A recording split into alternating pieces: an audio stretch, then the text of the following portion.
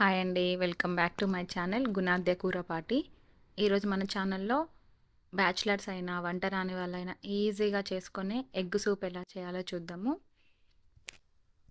ఇక్కడ egg soup కోసం నేను ఒక పెద్ద నిమ్మకాయ సైజు అంత చింతపండుని నానబెట్టి పక్కన పెట్టుకుందాము. తర్వాత 4 ఆనియన్స్ని స్లైసెస్ లాగా పొడుగ్గా సన్నగా కట్ చేసుకోవాలి. మీకు నచ్చిన విధంగా మీరు కట్ చేసుకోవచ్చు ఆనియన్స్.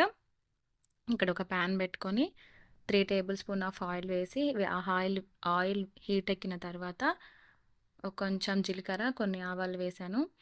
తర్వాత ఆనియన్స్ మనం కట్ చేసి పెట్టుకున్నాం కదా, ఆనియన్స్ వేసేస్తున్నాను. ఆనియన్స్ కొంచెం సేపు కలుపుకోండి. కొంచెం మగ్గాలి ఆనియన్స్. కొంచెం మగ్గిన తర్వాత దాంట్లో ఒక హాఫ్ స్పూన్ అంతా సాల్ట్ యాడ్ చేస్తున్నాను.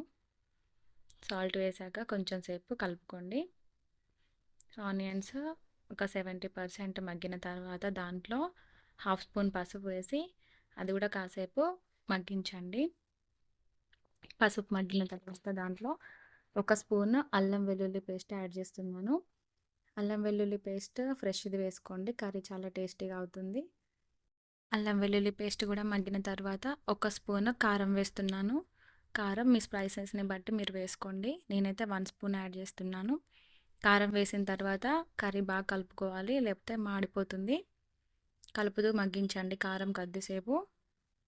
కారం మగ్గేలోపు ఇక్కడ నేను 4 కోడిగుడ్లు ఆల్రెడీ ఉడకబెట్టి పెట్టాను.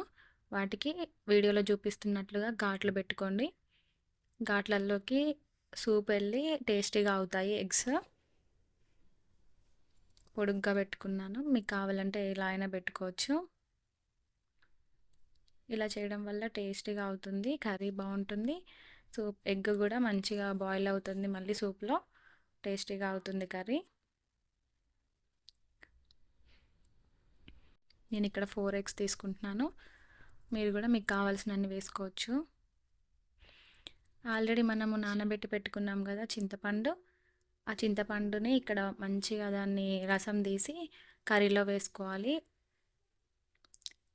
చింతపండు పులుపుకు తగ్గట్టు మనం నీళ్ళు కూడా యాడ్ చేసుకోవాలి. పులుపు చూస్తూ వాటర్ యాడ్ చేసుకోండి. చూసారా, నేను ఆల్రెడీ వాటర్ కూడా పోసేసాను. ఆ సూపు మరుగుతున్నప్పుడు మనం ఇక్కడ ఘాట్లు పెట్టుకున్న ఎగ్స్ ఉన్నాయి కదా, అవి వేసుకోవాలి. పులుసు మరుగుతున్నప్పుడు వేసుకోండి. పులుసు మరుగుతున్నప్పుడే మనం ఇక్కడ కరివేపాకు, కొంచెం ఉంటే కొత్తిమీర కూడా యాడ్ చేసుకోవచ్చు. నా దగ్గర లేదండి, అందుకే వేయట్లేదు.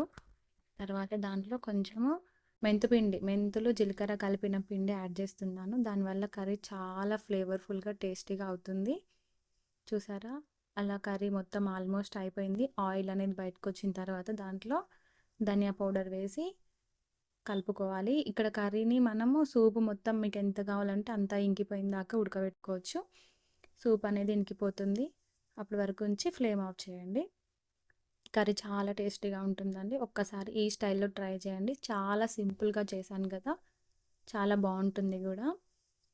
మీకు ఈ వీడియో నచ్చినట్లయితే సబ్స్క్రైబ్ చేసుకోండి, షేర్ చేయండి, లైక్ కూడా చేయండి. ఇలాంటి మరిన్ని వీడియోస్ మీకోసం వస్తూనే ఉంటాయి మీరు సబ్స్క్రైబ్ చేస్తే.